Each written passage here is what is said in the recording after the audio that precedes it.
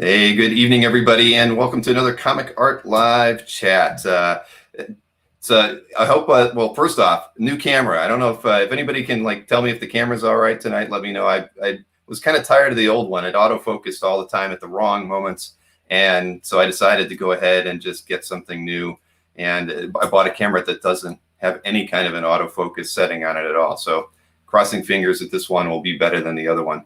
But I have to let everybody know that last evening we had a math error in Dueling Dealers, surprisingly. Well, it happens. It's happened a few times where our numbers weren't accurate at the end of the show. Well, as it turns out, Anthony won last night because at one point somehow Gwen, when she was adding things up, incremented things and added an extra 1,000 in there. So Mike actually lost by about $800 or $900 last evening. So congratulations to Anthony, because that's 2 wins in a row for him, the first time that has ever happened. So he was pretty happy when I let him know that last evening after we went back through and reviewed all the numbers and stuff. So it always pays to go back and double check your math.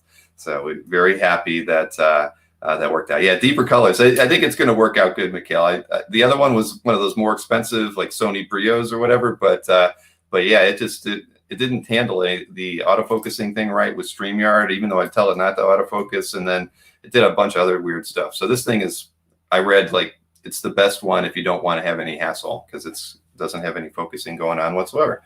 So yes, go Anthony. And outside of that, I can let you guys know that on Thursday I will be giving out the link to the to an email to the beta test of the modifications that we've done to the email system. We actually decided to just go all in and do all the changes that we wanted to do as far as collapsing the threads, and it's amazing. I mean, I literally, my 30 pages of emails dropped down to about, I don't know, not 15, maybe 18 when we consolidated threads and everything. So it really works like I want it to. I just think that, but I don't want to roll it out to everybody. Whoever tunes in on Thursday, I'll give a link to, and you guys can help me go over everything, fine tune it, and then we'll probably release it the following Monday. But I'm really happy with where we're at. And all right, so let me bring in tonight's guest, and here we go. Hey, Michael, how you doing? This is Michael DeLeRee. See, I got it right this time. Yes. Yeah. And I don't have our names on the chat here. Let me get everything back on here. What? Sorry. It's as far as you're putting your name on the screen, just like that. There we go. And so because Michael, you're from NSN Art. I don't know if everybody has ever been to your website before, but you're one of my earliest web clients, believe it or not. Right. Yeah. As far as I can tell, nobody's been there, but. Sorry. I mean, I can't make them go there, but I can. No, I get it. People want the $500 and under art. I don't know why they're not visiting, but whatever.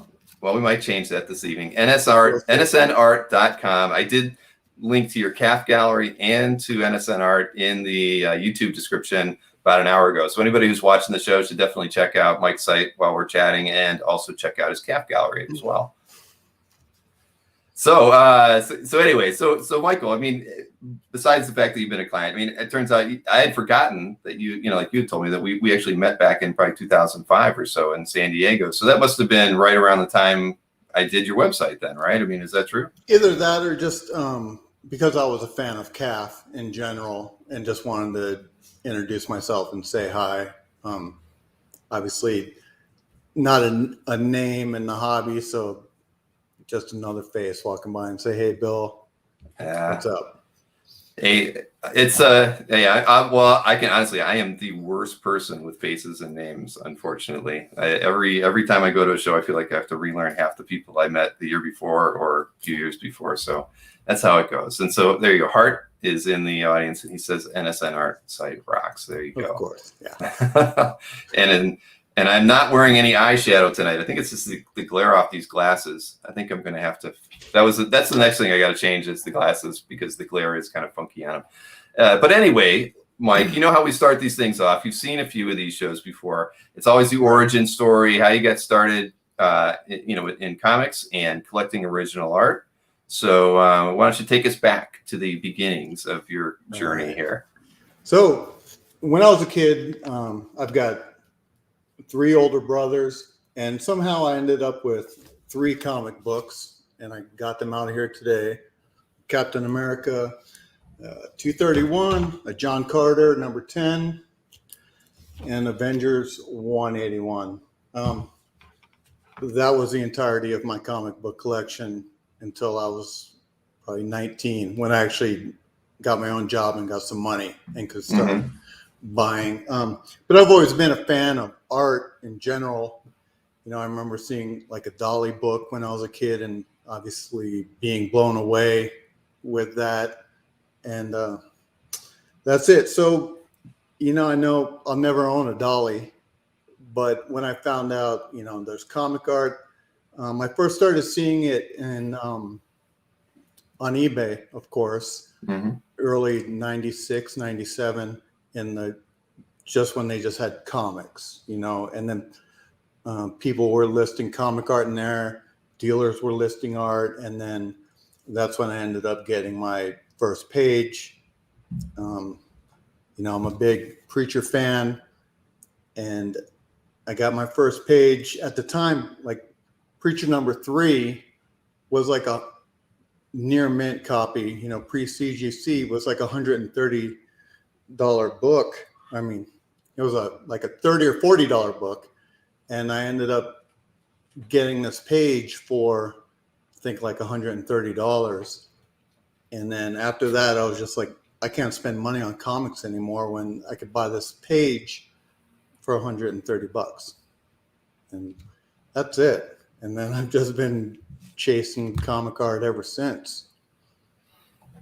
So when you bought that first page, it was because you loved the story. It wasn't necessarily or you know, was it the page that made you want to buy it, or was it just, you know, what was that? Well, it was you know, NSN Dillon fan from Hellblazer, and then followed him over, obviously, with Preacher, you know, Fabry covers, you know, Dillon interiors.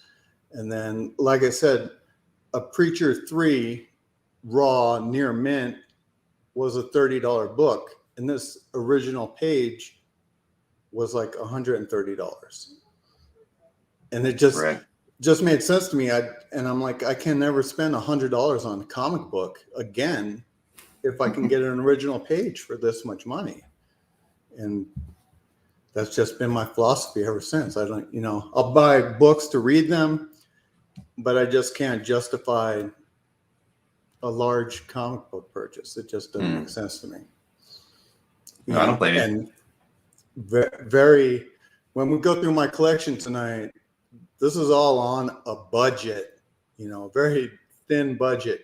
So you have to make those choices. Do you want this or do you want that? And, you know, one of a kind comic art won out.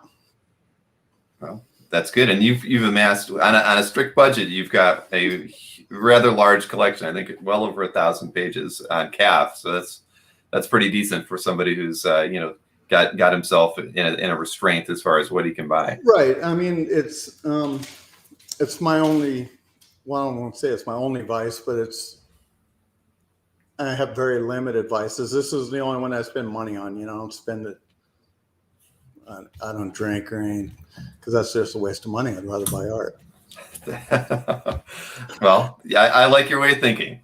So what? So you know, after that page, I mean, was it just eBay, or did you discover some dealers?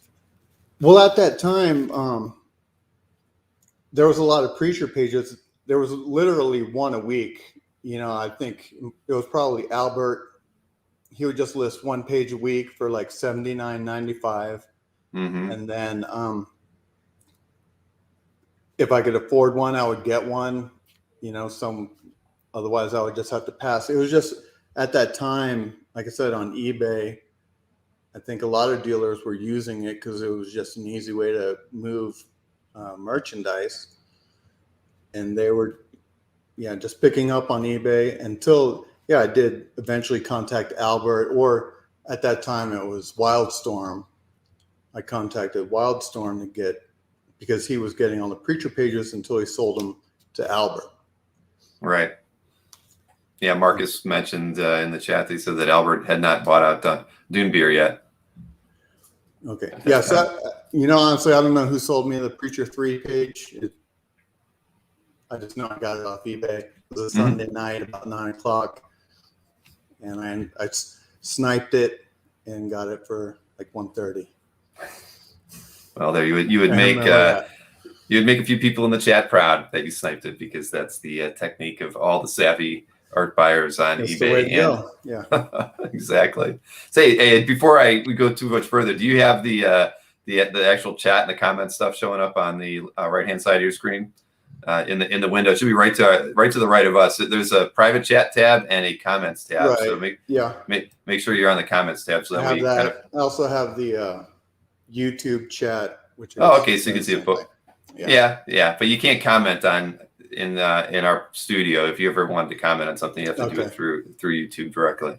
But all right, cool. So then, but I was always curious what led you to end up doing NSN Art. I know we want to talk about it, you as a collector, but when you started NSN, I remember there was you had a lot of different artists that were not mainstream, and some that aren't there any longer. But what was kind of the drive to want to do that? When you did? Well, I'm very much into the DIY ethos. I'm a punk at heart. I love Black Flag and them. They started their own label. They did their own thing, and since it was theirs, they could do whatever they want. And that's how I just look at NSN Art, is I can do whatever I want on there. Whereas like on CAF, I have to. Well, I respect your wishes, of what it's posting and what not to post. But on my website, it's mine. I do what I want. Mm-hmm. So that's why I like it. I like the independence of it, and to be able to do what I want, essentially. Mm-hmm. But you started out as as a rep, as well as having some of your own pieces on there. You were really one of the first people that I worked with, I think, that was repping early, at that point in time. Again, because, I went after, guys and girls that I liked, and because I'm like, I like them, so this is what we're going to do. Whether you like it or not, whether you visit my website or not, this is what I want to do. And so I'm going to do that. Mm-hmm. A lot of the artists nobody's ever heard of, even though Sophie Campbell now is like creating the Teenage Mutant Ninja Turtles universe. She's writing everything. She does a lot of the art. But there's that. But I love her art. Mm-hmm. Always have. We've got a couple of pieces by her tonight. Right. Yeah. Basically just the independence, the DIY part of it. Do it. Oh, well, I know one guy that you repped originally and you don't rep any longer, but Stephen Russell Black. he was phenomenal when you first were repping him. I think he's got a lot of talent. He's finally breaking into comics now. I think he's doing some covers and things. So right, you got a great eye for people to work with. I just saw him. I like his art, and I want to work with him. Mm-hmm.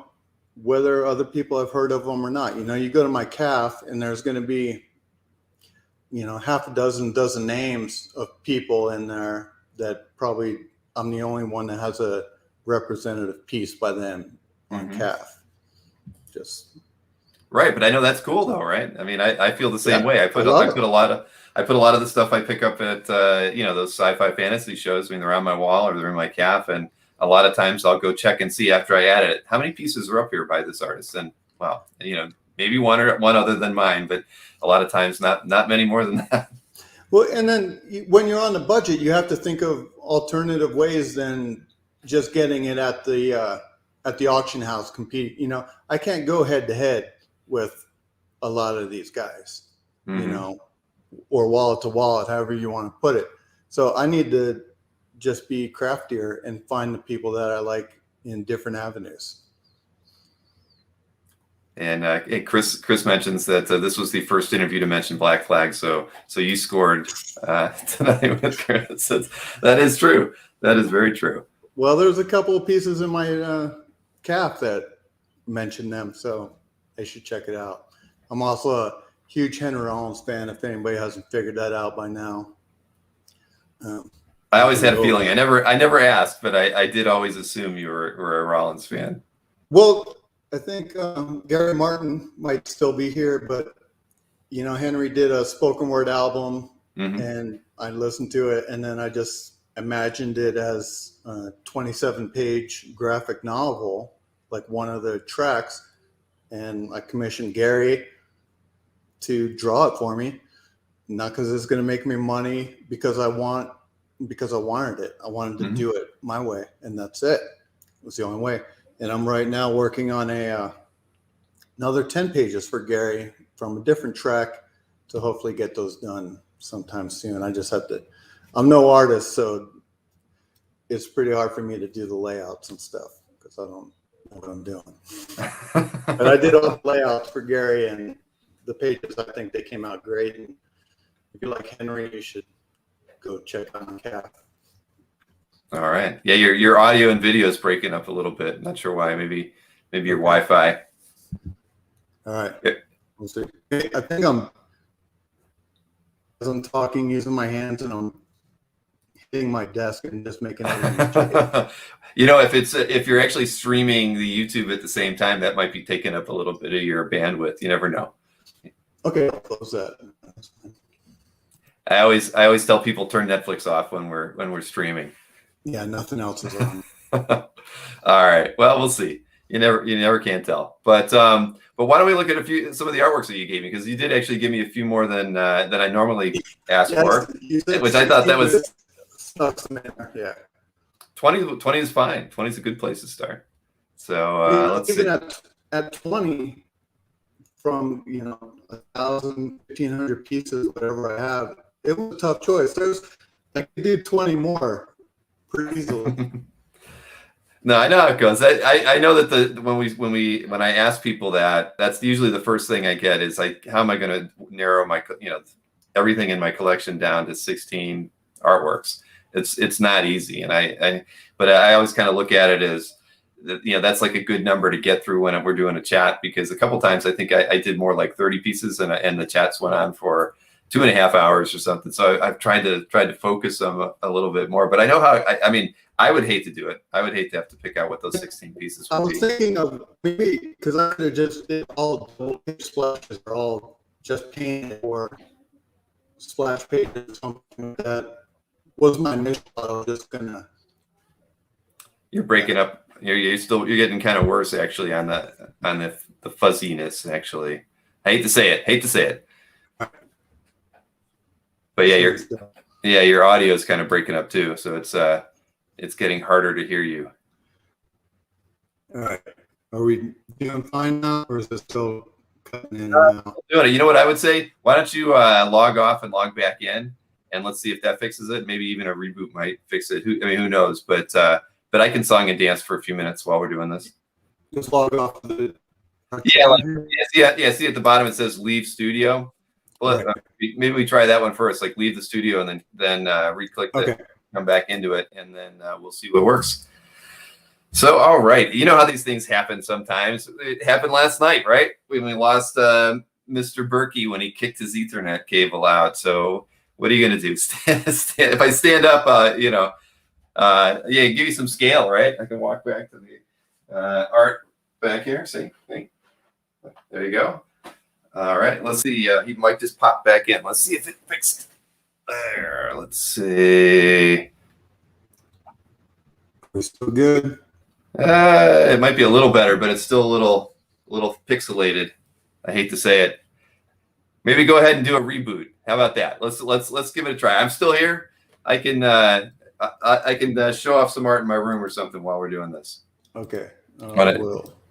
I hate to say, yeah. Who knows? You never know. Sometimes just a refresh will just clear everything out and bring it back. All right. I'll be back. All right. I'll see you in a couple minutes. And I think Mike lives in the Southwest. I'm not really sure. I forgot to ask him that before we got started. And I see Dino's asking if anybody's in the SF Bay Area this week. Does that mean Dino is in the SF Bay Area this week? On business, maybe? and a TV party tonight. You guys, at any rate, I can't do a handstand. Tell you a story. I don't have too many stories, but let's see. I can tell you that, this alien here used to be it had like sucker sticks in it and stuff. I picked it up when I was working at an art supply store, and probably like 25 years ago, when the suckers were sold out, I bought, or I think I just came home with that.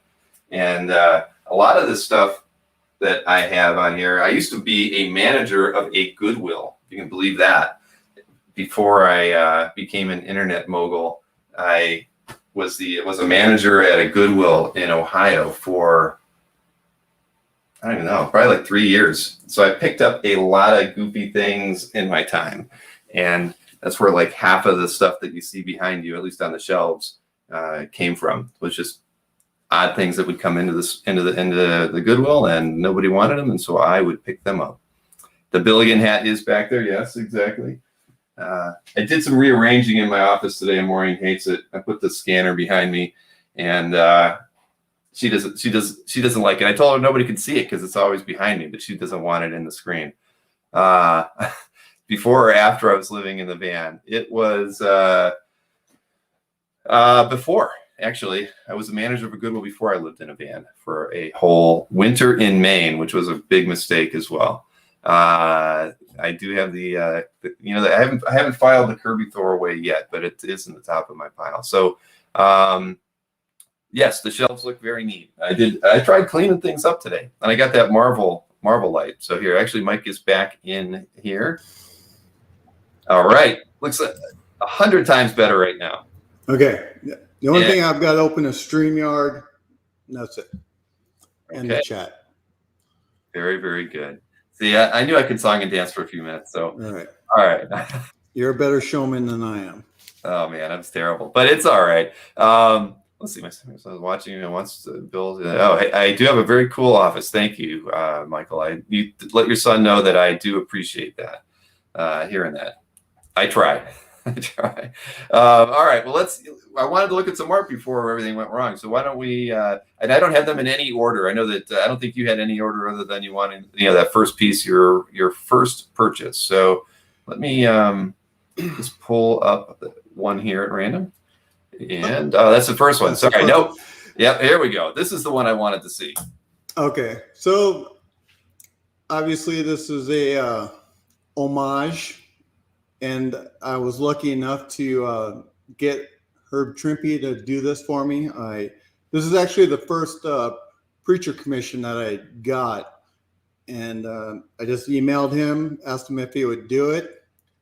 He said yes, and there we go. I mean, I love it. And I love the text that's in there about TC. Mm-hmm. And now, did you get him to do this at a show? Did you set this up, or did you? No, it was actually emailed. He actually mailed this to me when I was in Iraq. I got this while I was overseas, and it was great to have original art over in Iraq. You had it shipped there? Yeah, I just had him mail it to me there. Wow. What are you gonna do? Right, exactly. Well, hey, that's you're right. You got to do what you got to do. So, I mean, what was your experience like working with Herb on that? Pretty easy. He was always a very easygoing guy. It was super easy, and the preacher storyline. It's not the most pure, and I asked him to do this, and the thing about TC, and whoever loses that fight has to face the libido of TC and all that. And then later on, I find out he's like a ordained minister, and I'm like, oh, I didn't realize that when I was asking him to do that piece for me. That's it. One thing I just wanted to touch on going back to my first piece is, I got that in like 97. So it's been off the market. So that's why I think some people, you have to go hard when you see some pieces, because sometimes when a piece is gone, it's gone. I think this goes to the McSpidey collector, how he was categorizing people. And you can see when this guy puts a piece in his calf, I'm like, oh, it's gone. I'll never have a shot. When this other guy puts a piece in his calf, I'm like, oh, well, maybe I can get it in 6 months. You know, because you realize they're collecting styles. Mm-hmm. And you would consider yourself a collector that once it's in your collection, it's not going anywhere? No, I mean, I've just recently come to grips to sell some preacher pages, but every time I look at which ones I want to sell, Ennis has put like a hook on every page that makes me go, oh, that page, because of this, I have to keep it. And then, so that's pretty hard for me. But yeah, I mean, I don't have the finances. I'm not a black hole collector. I can't just spend money and have it be a sunk cost indefinitely. But I definitely am. When I buy something, it's because I like it. I really like it, not because I think you like it, or maybe you like it more and you'll pay me more later. It's because I wanted it. So, right. Well, I mean, that's just my collecting. Yeah, to me, it's like there's not a lot of. I mean, there are several preacher collectors, but it's kind of it's a narrow group, I think, out there. So I mean, you've got a lot of competition when the pages come up, but at the same time, you usually know who you're in competition with for those types of pages, and right. you probably know who the buyers are whenever you do want to sell something. It's the same, dozen people, I think, but like with the almost every title has these all guys. Man, Mike, you're breaking up just like originally too. I hate to say it. Yeah. Yeah, I'm not sure because it's definitely an internet related issue. Not it's I hate to say it. Yeah, damn gremlins, Kavi says. And Tony Britchley knows this all too well because he had a similar issue when we tried to interview Tony the first time. I don't know. It's the only internet I got. I know, man. I'm sorry. Well, we can just keep trying, right? And just kind of work our way through it unless it totally dies out. But yeah, it was really hard to understand what you were saying there right at the end. All right. Well, I'll try to enunciate better. I'll go slower, and hopefully things just hang in there. All right. And Ruben says he thinks there are many preacher collectors, just not many that are known. So that may be true. Right. And yeah, but here I'll pull up the next image and we can talk about the artwork. How's that? Okay. Let's see. Here we go. All right. So this is again preacher. It's from the One Man War one shot by NSN Snedberg. I just love this. I love that third panel of Star. I love the intense look on his face, and for me, my favorite art has some kind of visceral element to it, and that's what this is. I ended up getting this page. I just emailed Peter one day and said, hey, do you have any pages from this story? And he said, yeah, I have page, I forget the exact number, but like page 4 through 47 or something like that. And I'm like, great. How much are they? And I just made a deal with him and got a nice little group of pages right there. Very, very cool. Yeah. So like I said, that third panel, that's the panel for me. All right. That's we're gonna keep giving this a try. You broke up a little bit during there, but we're gonna still see if we can get through looking at a few more things here. Maybe it'll clear up, man. Okay, I hope so. Yeah. It's probably the heat. It's like 103 here. Oh man. Where are you located? I thought you were in the Southwest. Is that right? Right, Southwest, but northwest corner of Arizona is where I am. Like about an hour out of Las Vegas, but I'm in Arizona. Okay. Just a little small town.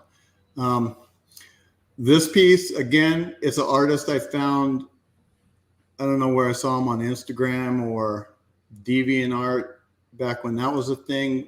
Marco Gaglione, I think. He's an Italian artist, and he does, there's some other pieces. He does primarily more mature themed art, but I love his style. I love his angular style. If you look like at her shoulders, how they're square, they're not really rounded, but he just gets it to work somehow. And I asked him to do an X23 piece. I'm actually a patron of his on Patreon. So every 3 months I get a little pinup from him. And I chose X23 when this one came around.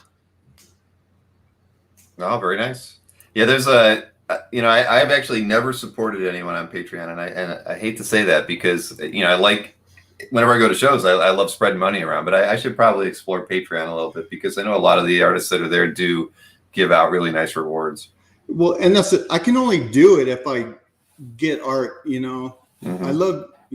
I see someone. I love your art, but I can't afford to give you $5 a month just because I like your art. To be realistic. Yep. But if I can get a piece of art out of it, whether it's every 3 months, semi-annually, annually, whatever the case is, as long as I get something tangible in return, I don't mind doing it. I support Marco and one other artist that does, I get an annual commission from him, and then 2 other artists, but I just do $1 a month just because, just to do it. Just to add to it. Yeah, right. No, I really have never spent any time exploring Patreon, but I'll have to look around because I know that there's probably several people that I wouldn't mind doing something for. Yeah, like I said, I like it as long as I get something tangible. This is a little risque on this one, everybody, but I should have said that beforehand. My eyes. So obviously, it's a Preacher issue number 1 splash page, which for a Preacher collector is it's a great page to have. I'm going to avoid the G word.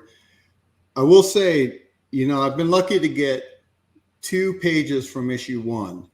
I bought them several years apart from different sellers, but both pages came to me rolled in a tube.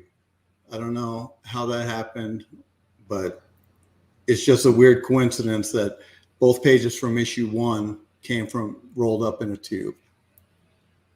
That's pretty weird. It is weird. From different sellers. Different sellers, years apart.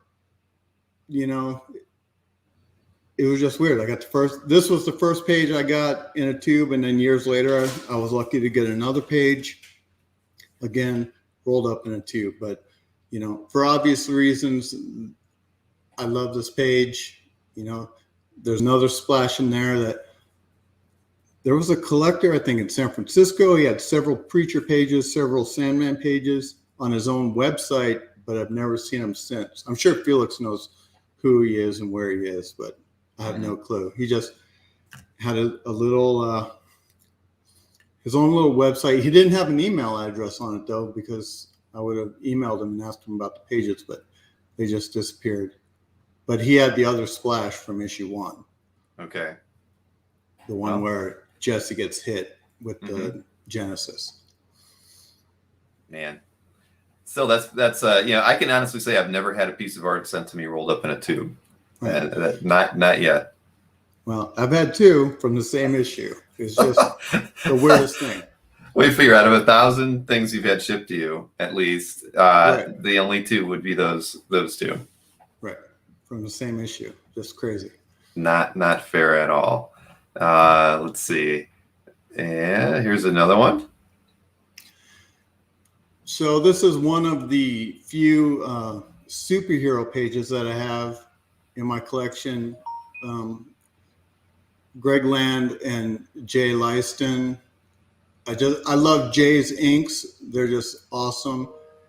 And again, the visceral imagery, it just when I saw it, I'm like, that's a great page. I would love to have it.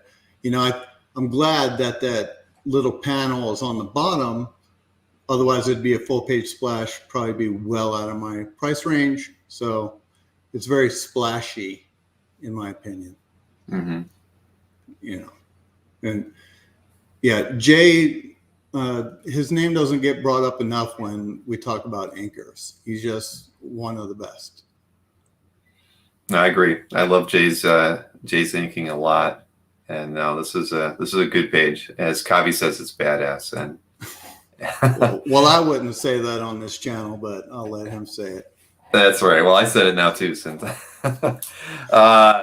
But yeah, and other people were mentioning that they've gotten art and tubes in the past as well. So it does. Apparently, it happens probably a little bit more often than we would like to see those kind of things happen. Yeah. Yep. Sorry, just trying to get through there. All right. So you're right. So the thing is, you like lots of action, and that's kind of something that attracts you to some of the pages. I mean, like you just said, you don't have that intensity, that emotion, like the music I listen to, like Black right. Flag.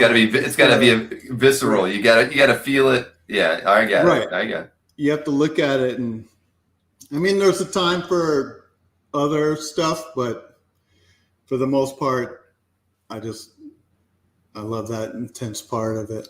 Mm-hmm. Very cool, man. All right, let's see. Guy Davis, obviously, Sandman Mystery Theater Annual. I will say this page was a gift. It was free as a thank you for me selling another. There was a collector who was trying to put together early issues of Sandman Mystery Theater, and I had an early page, and I sold it to him. And then as a thank you, he just mailed me this page. I had no idea it was coming. He sent it to me. And again, I kept it. I plan on keeping it indefinitely. I like I like Vertigo Books because, again, they're doing their own thing, doing their own story. Sometimes better, sometimes worse, but they're always doing their own thing. And I also like the finite storytelling from it. It's not a issue 692. It's 1 through 75 or what have you, and which as a collector, you see the way I collect. When I look at, I can't obviously get a lot of Batman pages, but I can get a lot from a finite series, and that's the way I like to collect. I'm not the one fine example collector. I want one page from him, one page from him. When I see something or when I like something, I usually really like it and I go for it. If I like one, why wouldn't I like 2 or 3? On your collector chats and stuff, people are like, I have 10 pages from this guy, and I'm just watching silently, not commenting, but 10 pages that's like a good start for me, I think. Right. So there's nothing wrong with that, though. I mean, for me, I've been telling everybody, for me, I like having one good example and maybe 2 or 3 if I really really like something. But I kind of stop there, at least right now in my collecting career. But I think that's cool. I mean, because I don't think for me, I like going in a CAF gallery and being able to see lots of the same representative art from a title or an artist, because somebody really digs Dillon's work, and so they have a lot of different pieces from his career. But I enjoy that. I mean, and like you can go back to that the McSpidey fan, going out there, you learn a lot about a collector when you see what their habits are and what they choose to present in their CAF gallery. Right. And I mean, I've gotten offered a lot of pages because people know I'm not going to sell it 6 months from now. If they sell it to me, chances are I'm going to keep it for a while. Mm-hmm. And where people just like doing that, I'm glad it went to a good home type thing.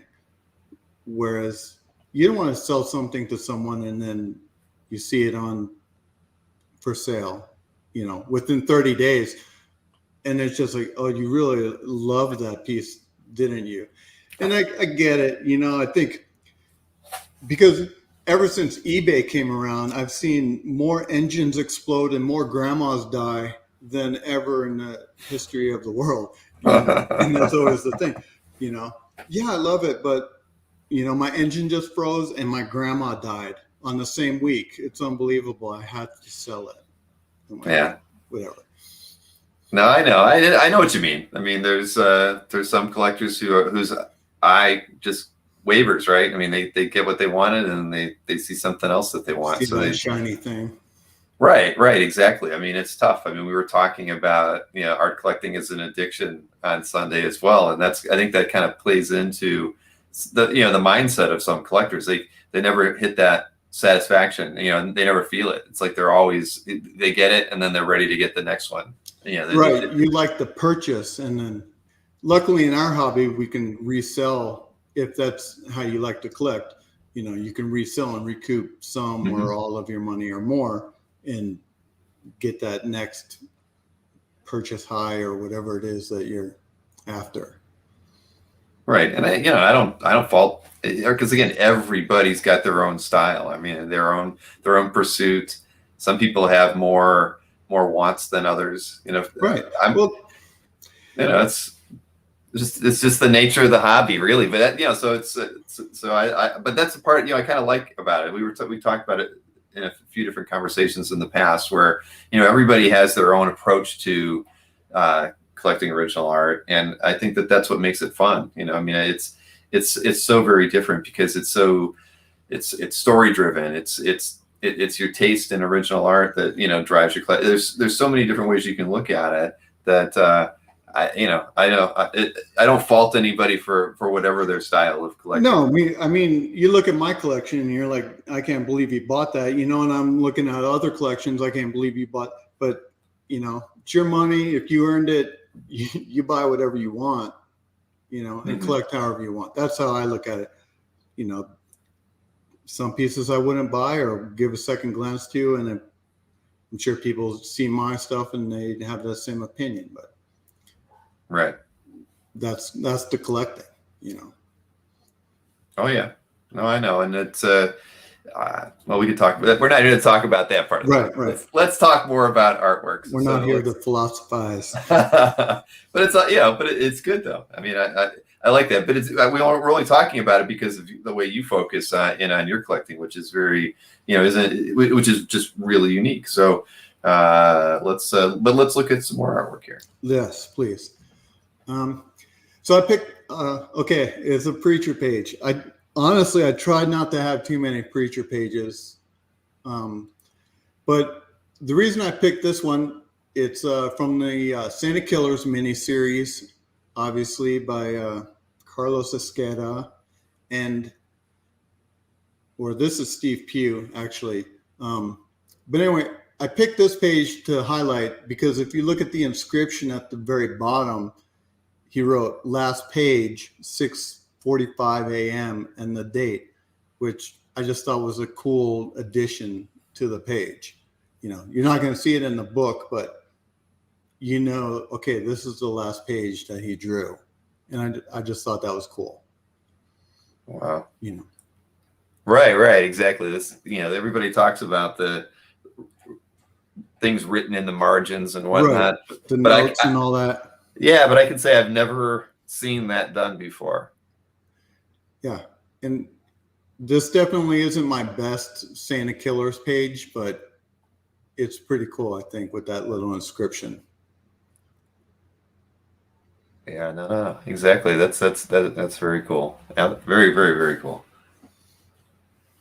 So now this piece, the next piece we're going to show is a different about face, and it's by Bill Ward.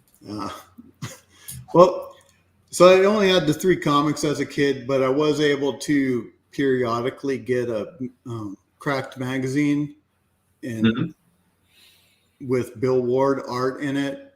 And then I discovered original art, and I discovered I could actually own a Bill Ward piece.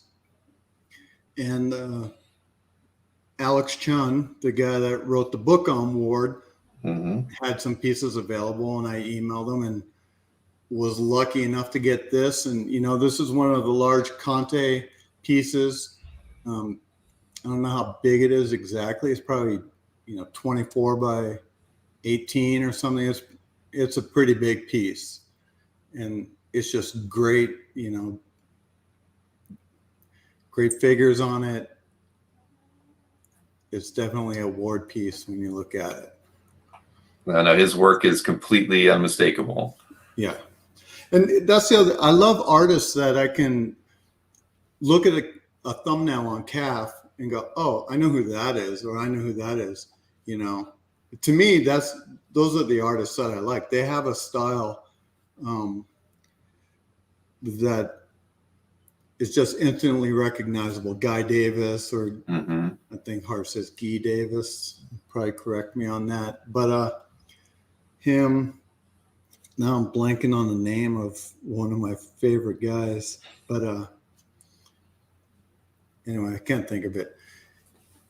But yeah, just if they have a unique style, you know, honestly, when I first saw like the first few pages of Sandman Mystery Theater, I was like, I don't really like this with the muddy colors and all the looseness of the art. But, you know, I've come to love Guy Davis, you know, you know, or Guy, whatever. Right, exactly. But yeah, and I would say yes, Ruben that was probably the first Bill Ward drawing that we've shown on one of these interviews, and so that's a long time coming. You should have had something up there by Bill earlier. I actually got a piece sent to me, or Anthony sent me a piece of art by Bill Ward the other day, because it actually said Bill blah blah blah. I can't remember what exactly it said, but he thought it was funny, and so he sent it to me. So I've actually got my first Bill Ward artwork as well. Yeah, I bought like 3 or 4 pieces from Alex when I was able to, and yeah, I just love them. You know, Alex has he's done a great job. You know, as far as you know, promoting Bill Ward. You know, I actually picked up one of his books, so yeah, Alex has done a great job with that, and he does have a great collection. Yeah, yeah, he does. All right. All right. So this is, you know, like I said, I like Vertigo Books. One of the reasons I liked the Vertigo Books was the incredible painted covers, you know, that are just true art pieces unto themselves. And so I saw this, and pretty sure I got it from Mitch, Graphic Collectibles. This is one of the pieces that, you know, when you're looking at art, all of the scans are the same height, you know, same dimensions. And when I got it in the mail, I realized how it was huge. And I'll show you, I actually pulled it off the wall. But again, I like this, the look on his face.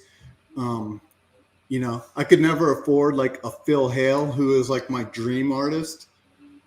And this kind of, with his hand gestures and that, just kind of reminds me of like a Hale piece. And yeah, somebody asked me about this yesterday or the day before, and you know, I told them they could buy it off of my daughter when she eventually gets it, because it's never going anywhere as long as I'm here. So it's on the wall? Well, Yeah, it's not on the wall right now, though. Yeah, let's see if we can. So it's Wow. a huge piece. And, you know, up until that point, everything I bought was 11 by 17 or smaller.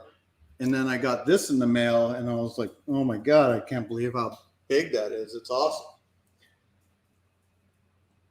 So when you purchased it, Mitch didn't have the dimensions listed beside it? Or you just didn't care? You were just like, I'm going for it. I just wanted the cover. I didn't care.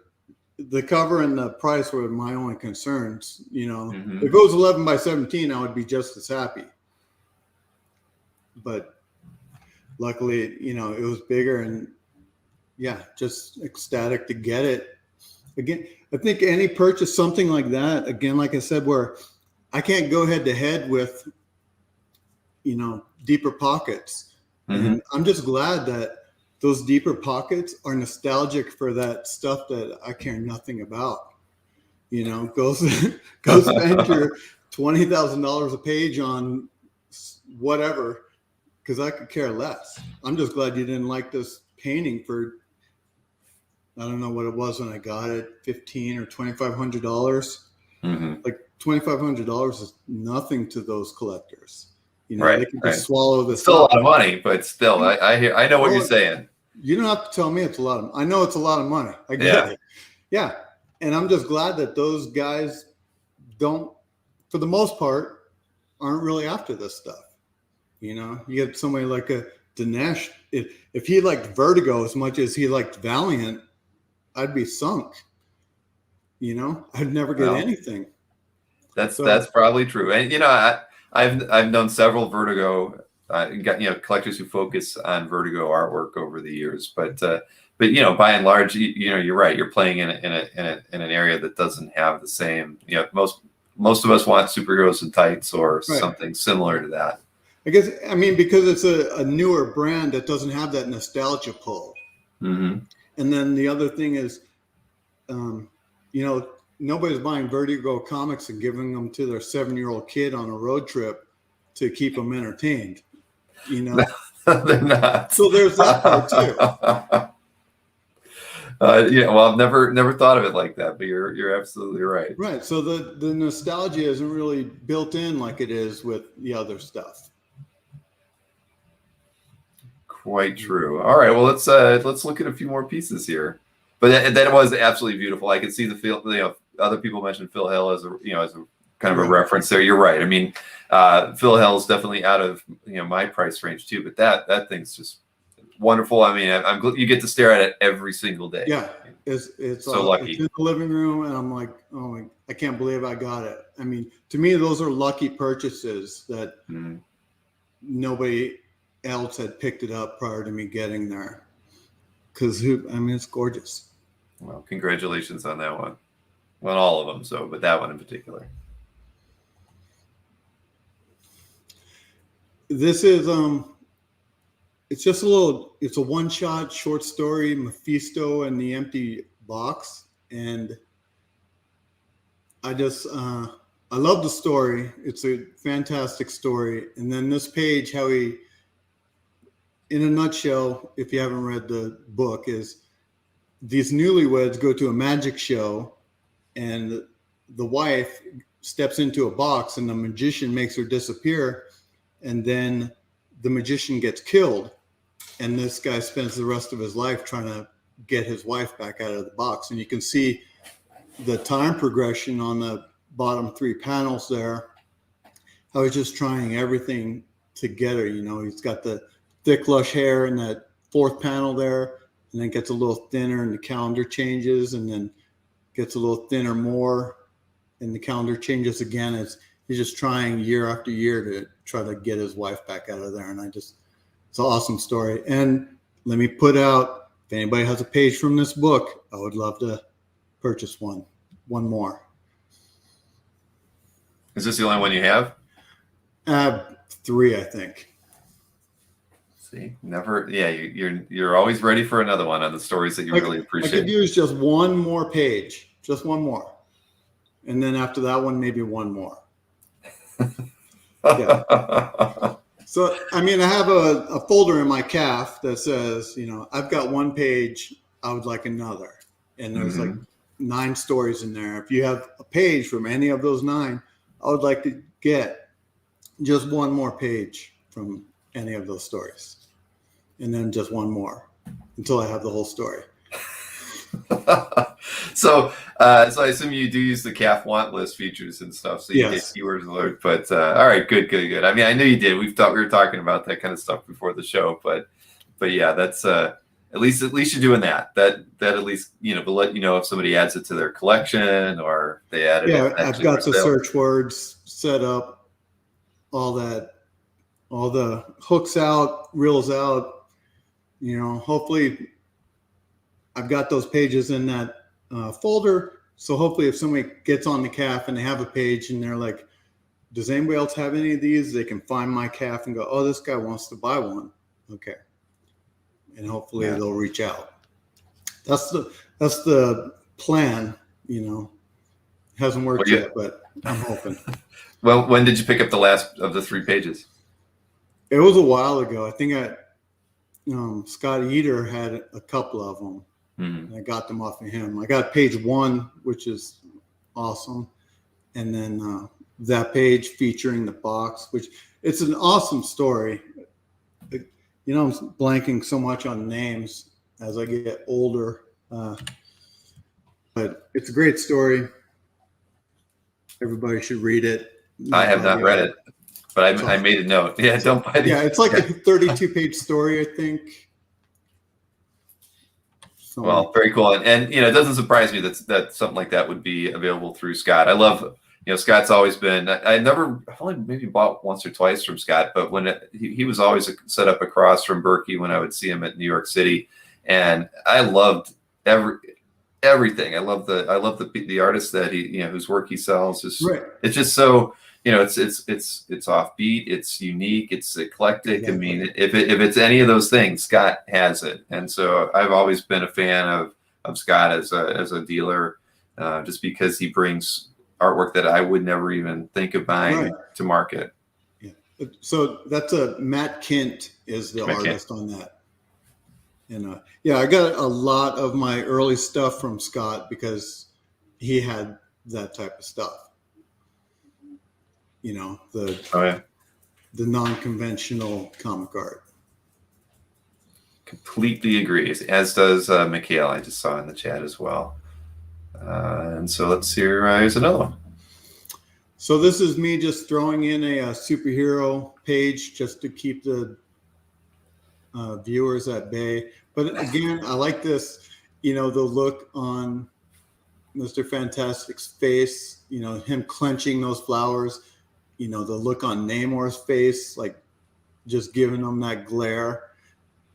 And it has, all the elements again that I like in art. Just there's an intensity to it, there's tension there. And it just happens to be a superhero book, from the Marvel Knights 4, I think it's a series. And again, great. No. I mean, I can still see, it's what I think is interesting is that you can find these intense pages, even, because you have to do a lot of looking. I mean, when you're as that is part of, what you're looking for as far as the original art goes, it just seems like, you've got to look a lot. You really have to dive into the pages that you may or may not want to buy to find the ones that really turn you on in that way to make you want to buy them.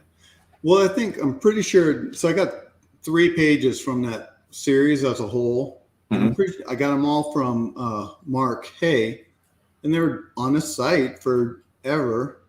Mm-hmm. Nobody's in costume or anything. But to me, that's a fantastic page. It's almost a full page splash. Just, I don't see how you could not like it. I'm baffled. I'm dumbfounded. How come you guys don't like that? Who doesn't like that? Well, I mean, we want to see some battles going on between Mr. Fantastic and Namor. Probably more than the. Well, that's the reason angst. For the battle. Right, exactly. That was the page before. Right. No. What? Again, I love that. Okay, this is Lucifer 33, double page splash by Dean Ormston and, of course, Mike Carey. So I bought this page from Scott Eder, probably in San Diego, and it was the only page that I got. I don't know if he had more. I wish I would have checked at the time. But again, this is one of the best single issue stories ever. You just got to read it, Lucifer 33. It's just awesome. But so I bought this page and I was looking for more pages, and I put out the word on CGC boards and wherever saying, you know, if you have a page from this book, I would love to get it. And then Felix contacted me and he's like, yeah, I know a guy that he's trying to put this book together and you're not going to get any more pages.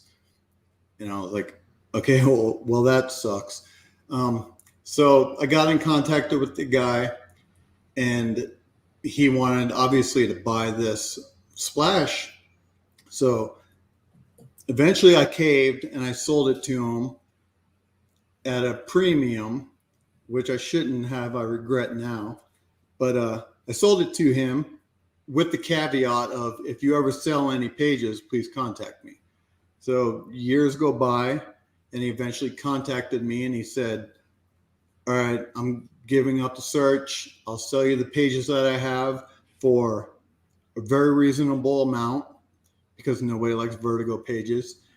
Except for the double page splash, it's going to be X number of dollars, which was the same amount that I sold it to him for, which I wish I would have sold it to him for cheaper. I would have had to come up with less money. So sorry I did that, but I'm glad he contacted me. Glad I had the money at the time. And I was able to buy this DPS back plus the pages that he had. And again, one of the reasons I wanted to highlight this page is if you have any pages from the story, I would love to buy them. This story is a must read for anybody. You don't have to read anything else in the series. You just need to read this story. It's awesome. I don't know what else to say. Well, this is this platform is a good place to put your wants out there like that. I think it's great. But yeah, it's a beautiful DPS, and it's amazing that you actually got it back after all that time. With the pages that he had, which was awesome. Wow. I mean, that doesn't happen too often, but at least when you sold it to him, you did kind of let him know, hey, if you ever give it up or if these ever come out of it, become available again, that talk to me first. So that worked. Right. Yeah, and again, just fortuitous that I had the funds available at the time, and it's one of my favorite single issue stories ever. It's just phenomenal story. It's up there with the Matt Kint story. Just what is it? I love it, but I don't know what else to say. Like you're talking last night, how I don't know how to describe all the art. I just know me like the art. That's it. When I see it, I just feel something and I like it, and that's it. That's all I need to buy it. I don't need an art history lesson on why I like it. Right, because I mean, on that page, there's nothing really intense about it. It's just stunningly beautiful. So, right, it's a great story. If you haven't read it, put that on your reading list. Just one issue, 24 pages. You got the time. I haven't, but I did. I wrote it down. Thank you. You will enjoy it. I am. Tonight I'm gonna pull it up and I'm gonna read it because you've sold me on it. Good. Yeah, let's see here. Another color piece. So, obviously, Vertigo fan, Glenn Fabry. I think my first Fabry piece I saw was a Hellblazer, I think 68, where the angel and the demon are hovering in the middle of the cover. It's a big red cover. So I'm like, man, I would love to own a Fabry. And this is the first Fabry that I was lucky enough to get. It's a cover of a magazine like Manga Mania or something like that. I bought this cover off of eBay. And then I don't remember who I bought it from, but a year later, just out of the blue, he mailed me the published comic book. So if you sold me this cover, thank you for sending me that comic. I don't remember who you are, but I mean, it's Fabry. It's in its peak Fabry at that. It's awesome. Yeah, I agree with Michael here. Fabry is quite an incredible artist. And how long have you had this one? I don't know, 17, 18 years.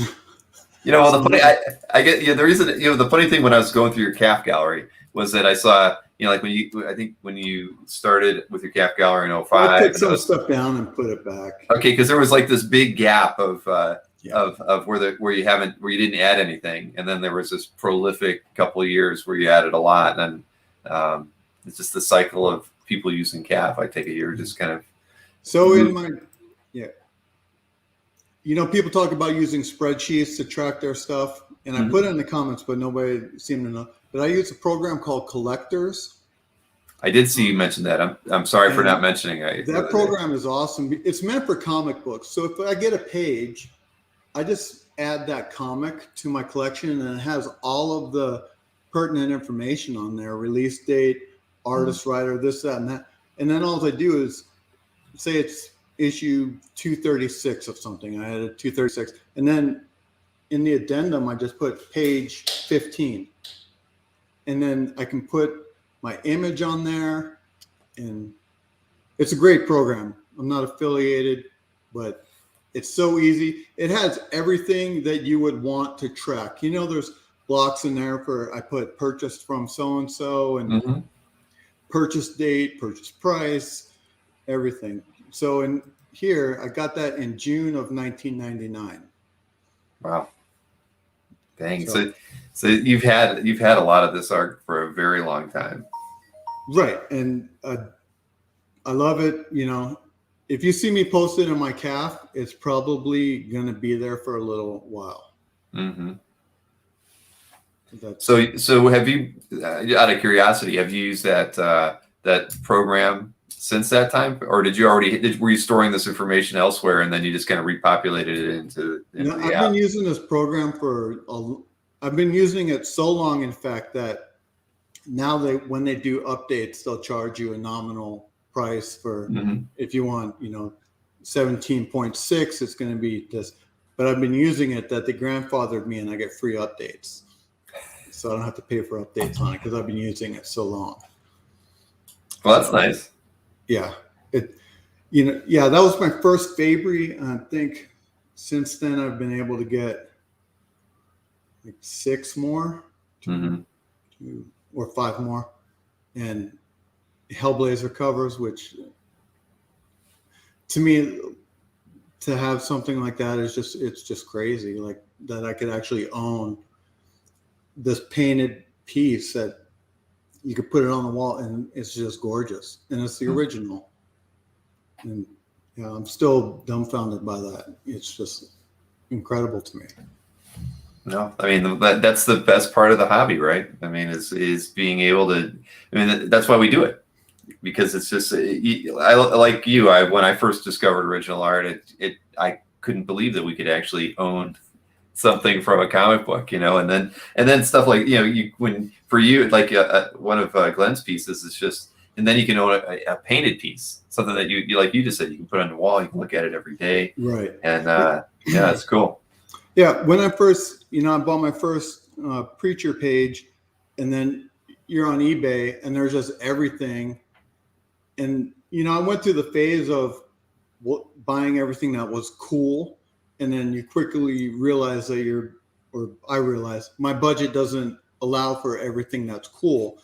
And I have to start limiting myself to, one restriction I put is I have to read the book. If I'm not reading the book, then I can enjoy the art online in somebody's gallery or wherever, but if I'm not reading the book, then it's my way of limiting myself to like, okay, that's an awesome page, but I'm not reading it, so I'll enjoy it from here.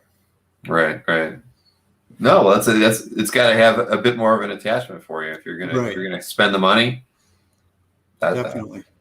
See, for me, because I can pick out a piece of art that from a book I haven't read, and I'll buy it because I just feel like it's a cool piece of art. But right, I guess do that, but I had to limit myself, and this is one of my limiting factors: is if I'm not reading it, I'm not going to buy it. And then at this point, the random single page is cool, but I like complete stories now. Mm-hmm. If you look at my CAF, I've got my complete and all my complete stories. There's probably 20. I mean, some are, as short as 3 or 4 pages, and then some are, I have a 56-page book, which, again, I emailed the artist years after the book came out, and he's like, "Yeah, I have that book." And I'm like, "Okay, let's try to make a deal." Yeah.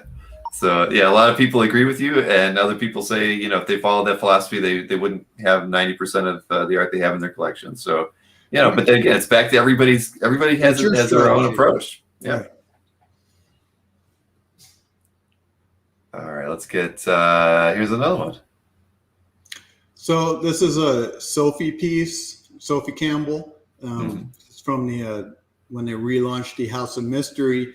Inside each issue of that House of Mystery, they would have a short, 2 to 4 page story. And so I was lucky to get the complete 4-page story. And this is what it looks like when your daughter brings a fly home and wants to marry him. It gets worse, but so I picked this page. I mean, the colors on it are just beautiful. I can't say enough about Sophie's art, the way she, does different body types and faces. And, you can definitely, when you see a piece of hers, that's hers. There's no doubt in your mind. Now, what's the size of this painting? This is just on 11 by 17, Okay. So probably whatever, 10 by 14 on an 11 by 17 or something like that. And yeah, it's a great 4-page story of girl meets fly, girl marries fly, and they have a family together. It sounds like a science fiction movie that some of us might like to see. Yeah. I mean, I think Bill Willingham, I think is a writer on that. Mm-hmm. And then, like I said, they had the little short story within each one, and they had the main artist for the book, and then each short story is done by a different artist. And Sophie just happened to do that one in the first issue. And the rest of the stories in my CAF, if you want to go check it out. It's awesome. All right. I'm going to make a note of that right now to do that after. So, you see, there's no word balloon. So I do, a lot of times, I like to put the published page in there so you can pull that up after you look at the original art. All right. So you can actually read it. Sure. I know that's the drawback to no word balloons, right? Right. Yeah. That's why, it's happy. Olive Preacher has word balloons, and Lucifer, my other big collection, I think they stopped at like mid 30s or 40s. They stopped putting word balloons. But so thankfully that one story from issue 33 has word balloons. I just need another page from it. Just one, right? Just one page. That's all I want. I'm not greedy. Just another one. Oh man. All right. But just reading through the comments, everybody, talks about their different approaches to stuff. Sometimes they'll just pick something up because, they like the image or they like the inking style on it. I mean, everybody's got their own thing that they focus in on. So, I mean, I'm not saying that, I have a gallery in my CAF of, miscellaneous unpublished pieces and miscellaneous published pieces that are just the hodgepodge of, my one-offs. And obviously the miscellaneous unpublished is not stuff that I read the book on. It's just stuff that I liked that I happened to pick up. So again, no rule is hard and fast. It's just trying to set limiting factors for myself so I don't go crazy and drive myself nuts. Like how am I going to be able to budget this page? Whereas now I can just go, oh, that's great, but I don't have to worry about it. Mm-hmm. No, that's good. You've got your limit. It's a hard, fast limit, and yeah, nothing wrong with that at all. All right, so Kelley Jones Aliens page. Hart probably will recognize this page because he gave it to me, which is insane. I mean, it's a freaking aliens page. So we got the alien on it in 3 panels, taking out some guy. It's this is a gorgeous page. Just if you're getting the Kelley Jones aliens page and it's got the alien on it, that you can't get anything better than that. I love Kelley Jones stuff. This Batman stuff, of course, again, because when you see a Kelley Jones Batman, it's Kelley Jones. Right. Oh, heck yeah. No, that's a beautiful page. Yeah, I'll sell it to Hart if he wants to buy it, but other than that, I'm keeping it. Oh man. Well, it's good to have friends that like to give gifts, right? And again, I don't think he knows it's not going to go anywhere. I will figure something else out to sell before I get rid of this page. It's just too good. Well, congratulations on that. I'm a huge Kelley Jones fan, so that was a really nice one. And hey, I did have somebody say, JC said, Bill, please ask Mike about his Ben Tolman art. I'm not sure what I'm supposed to ask you about Ben Tolman's art. I mean, I'm only a little bit familiar with Ben Tolman. So Ben Tolman, he's a gallery artist primarily, and yeah. I love his stuff. I'm going to bring Hart up again. Hart owes me several $1,000s because he introduced me to Ben Tolman, and because of that, I spent a lot of money. So I'm pretty sure Hart owes me money. He's just an artist I like. Since I like him, I try to collect anything I can afford from him. He did this group of drawings where there's a horizontal line across all of the drawings, like 40 or 50 of them, that he put in a show. And this is how I collect. I bought one of them before the show started. He let me buy one. And I just said, anything that doesn't sell, I will buy. And so there was 2 pieces left over, and I bought those. Mm-hmm. I like them. I didn't care which 2 pieces or which pieces were left over. I would take any piece. Again, if you have one of those pieces, I would love to add one more to my collection. So maybe that's what I should call my CAF. It's like just one more page. Just one. I just want one page. It's not greed. And yeah, so I just love Ben Tolman's work. He has some process videos, I think, on YouTube where he just takes a blank piece of paper and an ink pen, and he just starts drawing. Mm-hmm. And then his stuff is incredible. He did there's a rhinoceros that's beautiful. His stuff is really large. And if you're in the DC area, I think he's opening up like an art collective or art gallery in, I want to say DC or Philadelphia. Now I can't remember. But look him up. You can find his stuff. All right. I'm actually looking in your CAF Gallery right now.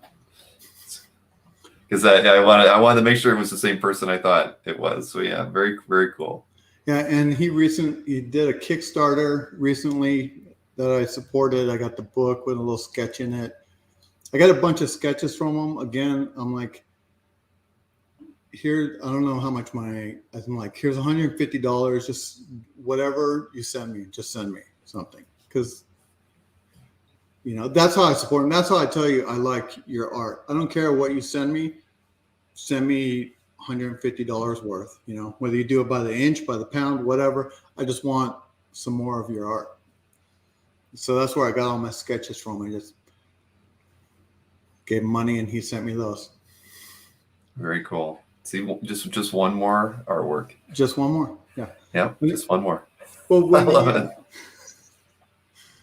when I bought the pieces after the gallery show, he did a little sketch card for me, which is in there too, which, again, a nice little thank you from him. And something I wasn't expecting, but super happy to have gotten. Very nice, very nice. Well, Everybody should, you can use the search function it's not really a search, but you can go into the list of all the artists that are in any person's collection, and you can click on their name and see everything in Mike's collection for that. I think you've got, how many pieces in here? But I have 11. So check them out. All right. So let's see. I think we've got a few more artworks here to look at. A little beheading going on in this one. Yeah. So this is from Hellblazer 11, one of the, Hellblazer 300 issues. They say there's another series, but I don't believe it. There's only one series. So issue 11 is like really one of the only keys in that series. And I like Astra Pages. She is the girl that went to hell and got her arm pulled off. And so there's another collector who, I'm blanking on his name, but he definitely he's got a couple of Dark Knight Pages and Watchmen, and he's that type of collector. But he got offered this page. He could have easily absorbed it into his collection without a second thought, but he offered it to me, and I'm just thankful for it. It's, I don't know how many splashes are in that issue. I didn't look, but it's from issue 11, one of the only keys. It's gorgeous. And again, super happy and grateful to have it, and that he passed it along to me when he didn't need to. Wow. And this piece is really big, and it's one of the pieces I scanned it in quarters and then photoshopped it all together.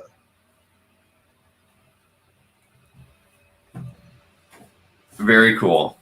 Very, very, very cool. Yeah, I'm super thankful to him. CW, that's his initials. Yeah, his collection's awesome, and I'm super happy he passed that along to me. Well, you've made a lot of good connections in the hobby in the 20 plus years you've been doing it. Yeah. I think, again, it's just because of when it goes in my CAF, it's in my CAF, and people know that it's not going to Comic Link or anywhere else, in 6 months or a year or 2 years or 3 years or however long. I don't know how long I've had that page, but it's been a little while. Well, yep, you are the epitome of a black hole collection, but that's good though. That's a good thing. I have nothing against people who keep what they love. Duncan. Yeah, I got this from Mark Splash Page. Lucifer 14, another great story. And I love her hand gestures on there.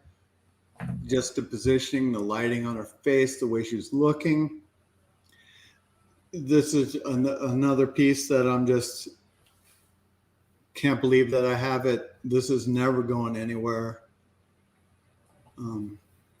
That's it. I'm glad everything in my collection. I'm glad somebody with more money than me didn't like this piece of art before I got a chance to see it and get it. That's what my entire collection comes down to. Yeah, no, since I've worked with Mark for so long, I've gotten to see a lot of Duncan's artwork, and yeah, this is a beauty. Yeah, and it's got a little pencil sketch, like a Grey's Anatomy type head in there that goes in there that they photoshopped in for the cover, which I got that also, but this is also framed, hanging on the wall. And don't know when I got it, but it's not going anywhere. It's not going anywhere. It's also part of the Lucifer 14. The first 7 pages are a short little vignette of a little short story, and I was able to get page 2 through 7 from Scott Eater. And that's the first time I ever was able to purchase some consecutive pages. And then that's what got me hooked on the I want a complete story bug, Mm-hmm. than just I want this page and that page and this page and that page. So, so I have the cover and that little short story. If anybody has a page from Lucifer 14, I would like to buy one more. You're the man. Just one more. For that. So, I mean, with the complete stories that you do have, I mean, have you bought them, the majority of them complete before, or have you put some of them together? I mean, what's been the percentage there? No, I bought them complete. I've never, with as many preacher pages as I've amassed, I've never put a book together. Mm-hmm. I've gotten up to maybe 8 or 9 pages in a book, but never put a complete book together. I did buy my Santa Killers book 3. I bought 22 of the pages, and then Carlos told me that the 2 missing pages were, one went to someone that worked on the book, like an editor or something like some capacity. And I think the other one, he said, went to one of his children. But then 8 months, a year later, he said, I have these 2 pages. Do you want them? And I was like, yes, I think I would like to purchase those. And I was able to put that book together, but cool. It wasn't really like hunting, a page from this guy, that guy. I got 22 pages, and then 2 more just happened to, 8 months, a year later, something like that. And wow. Yeah. So that Santa Killers book 3 is just, it's awesome. They talk Carlos' work, about, Carlos, and they talk about like the saint and like his rage and his hate, and that's just right up my alley. That's the kind of book that I like, and can't believe I got the book. It's awesome. I mean, it's got some good or great Santa Killer splashes in there that at today's market prices, I'd never be able to probably afford a page. We're definitely not one of those splashes, but so that book's not going anywhere. This is not. But that's one instance, right? This is one instance where you, in that book, where you don't have to say just one more, because right. No, I don't want any more pages from that book. I have enough. Yes, you do. I'm satisfied. All right, so we got 2 more artworks to look at, and let's get this one up here. This is a very, very cool one.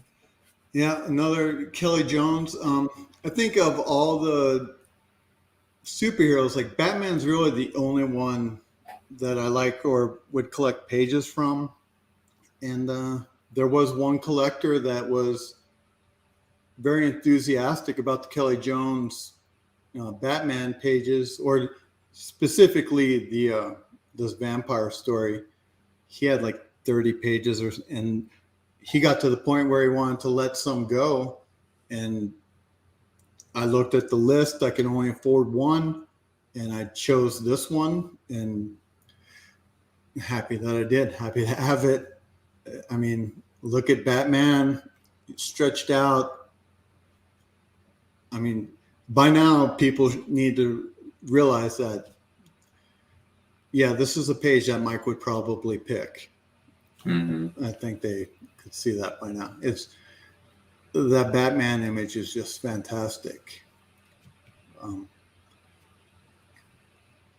Whatever, happy to have it. Everything I have, I'm happy to have it. I can't believe I have it.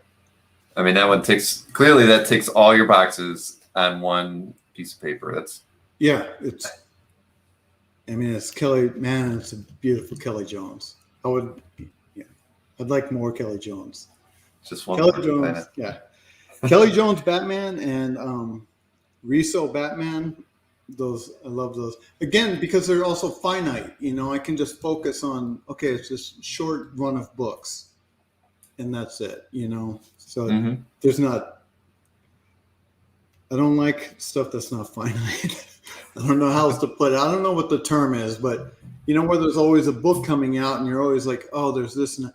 I can't keep up. I don't have time to keep up. So if I know, okay, Risso did Batman 12 issues or whatever it is, then you can just search those. I guess it's like the way people do with the Watchmen or Dark Knight or whatever. Mine's just on a much, much, much lower scale and budget.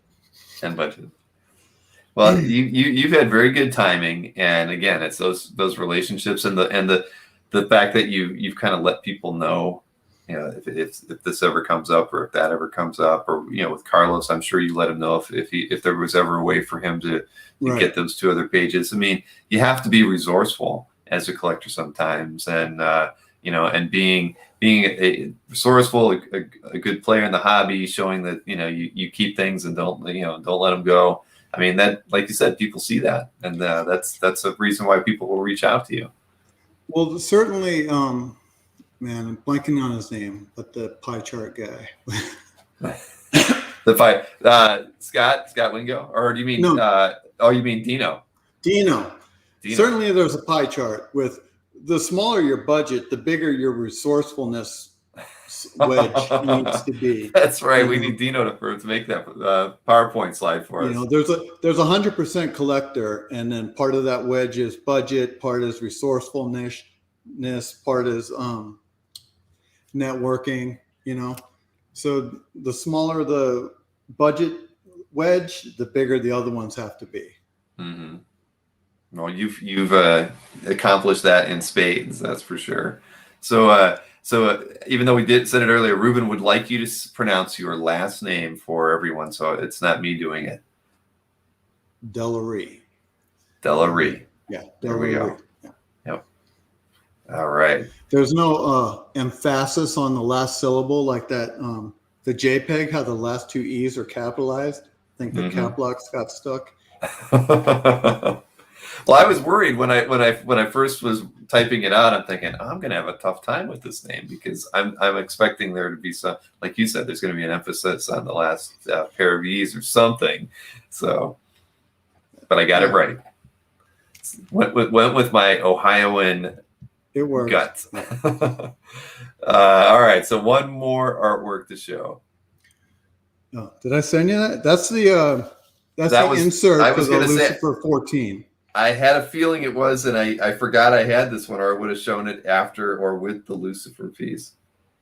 Right. I thought that I sent a Simpsons piece, but if not, it's in my CAF.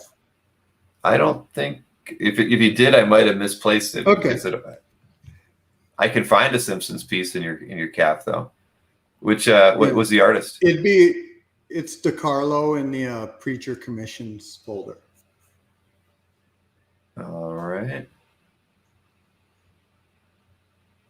Let's see. It's the couch scene. Oh, Preacher meets Simpsons. Okay, yeah. I can share my screen on that one. Oh yeah, you got a giant scan too. That's good. Let's see. Let me pull this one here. And there we go. I'll try to make this a little bit larger here. And I just shared that. I mean, I think it's one of my most popular Preacher commissions. Mike DeCarlo worked on the Simpsons cartoon, or not the cartoon, the comics. And I just asked him to, give me a Simpsonized Preachers. And if you scan over to the right, you can see there's a couple more characters over there. There's a star and a tulip. Oh man, that is awesome. Or a close facsimile to tulip. But, yeah, I'm sure Smithers dresses like that occasionally. But yeah.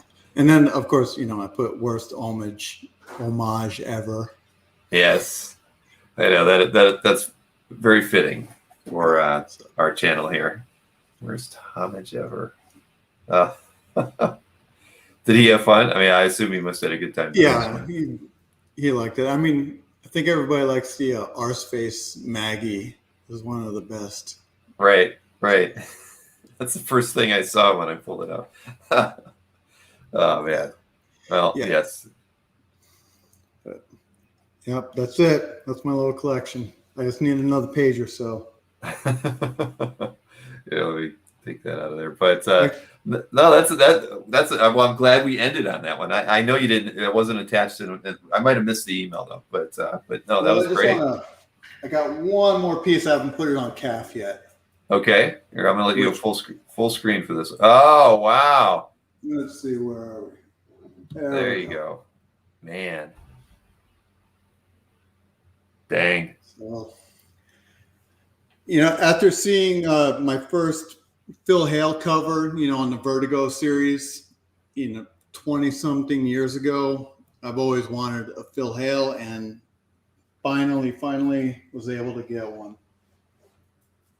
Man. Oh, I'll see, when you said that comment earlier, I assumed that you weren't going to ever get one, and then you just present one right here. It's a world premiere. Is it, so it's a recent acquisition? Yeah, I just picked it up last Wednesday. 6 days ago. Oh, wow. Well, yeah, everybody's giving you congrats on that one. I mean, if I ever could, I mean, I'd love to have a Phil Hale. I never thought I would be able to again afford a Phil Hale, but just happened to be able to. And I won't say one more piece because this broke me. So there won't be multiple Phil Hales coming in my CAF collection. Yeah. No. See, even JC said now you just need one more, but now you don't. Yeah. And the thing is, well, you clearly held out for. I mean, there's different examples of Phil's work out there. You could have got something that was more affordable, but you went for the home run with that one. I mean, that's spectacular. With the imagery, yeah. There's the skulls, the monkey skulls or whatever, which I think are like under 1,000 or right under 1,000, but a couple of them were okay, but for the most part, they just didn't do it for me. And again, yeah, if I'm going to get a Phil Hale, it needs to be, something like that. I'd love to get something from his Gold book, but because every piece in there is just perfect, just about. And right. But this is it. Yeah, because if I started getting the skulls, I'd get 10 or 12, which would be the price of this. And I would much rather have this than 12 monkey skulls or whatever. No, I don't blame you. I mean, you're right. I mean, because I've looked at those too every once in a while. I thought, that's not the representative piece I'd want to get from Phil if I could get one. I don't want to get a Hale to say I have a Hale.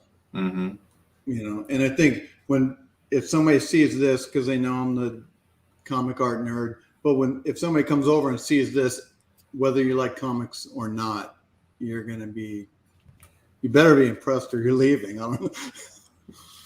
Yes, exactly. Well, Richard Friend approved as well. He said it was a legit piece.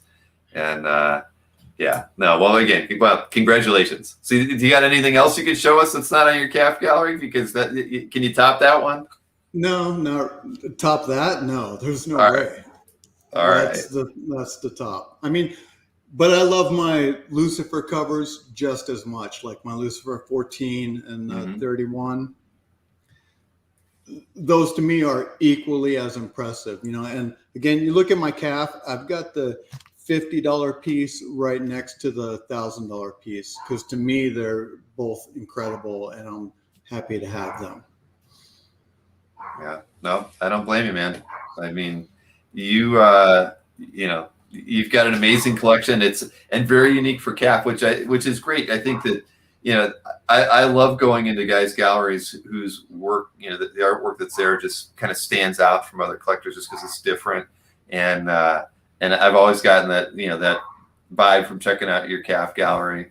I mean, we've never really, we talked a bit when we were doing your site design, but we really never talked too much about art collecting. So when I'm glad you had the time. Yeah, well, I mean, like I think that that doing these chats are what the most fun about them is just learning more about the other collectors on CAF, especially names that people have seen for a long time and have never seen in person. I mean, I saw like Ruben popped in. Ruben's like, "Oh, you're NSN," because that's the name of your CAF gallery too. your name's not up there. So it's Right. it's different, but that's why these things are so much fun. Yeah, it definitely adds an element to it when, some guy's got a collection and they're nice, but why? Why do you have those pieces? Mm-hmm. Exactly. Well, everybody has enjoyed the show tonight. I mean, everybody. All right. I'm glad. I was really hesitant because of the pieces I collect. I don't have any, like it was telling you, I don't have any Buscema or Ramita, or I do have a Trimpe, I guess, but not the pieces that everybody's nostalgic over. So I'm glad everybody took a look. Yeah, as am I, Michael. I'm glad you took the time. And everybody, thanks for tuning in this evening. This was a really great conversation. I'm glad we got the internet stuff worked out, because everything's been fine after that last issue. So I'm glad we had a smooth sailing show after that. And I can tell everybody Scott Wingo will be on next Tuesday, so we can talk to the McSpidey fan. So that'll be a little bit of a different going from this side to that side. So. Again, Mike, thank you so much, and thank you. Everybody, please check out Mike's CAF Gallery, check out NSN Art, and put a lot of likes and comments. Oh, yes. One more thing. Again, I'm a premium CAF member. That's how I support CAF. But if you're a premium CAF member, I give 5% discount on my website. I'll take the hit because I believe in CAF that much. I want people to support it. So if you're a premium CAF member, you get 5% off any purchase on my website. Yeah, and I'll tell you, everybody, and I forget to mention this, because I don't know why. I'm dumb. I'm a terrible marketer. But, you were like one of the first people to ever come up to me and then mention something like that, where you're actually trying to make something beneficial out of premium memberships, or just to promote CAF. I mean, I remember the conversation when you told me you were going to offer that, and I was just blown away, because nobody had ever approached me with the suggestion like that, or saying that this is what I want to do for other people that support you. So I always thank you for that, and you always had unique ideas on stuff. I know you tried the whole escrow thing early on. I mean, I still think something like that's needed in the hobby. I don't know who's ever going to be able to tackle it properly, but if you can build an app, it has to be on the phone. Yeah, that's the way I did it. It's too cumbersome, but it needs to be an app on the phone. Right. I mean, someone will figure it out. Right? No.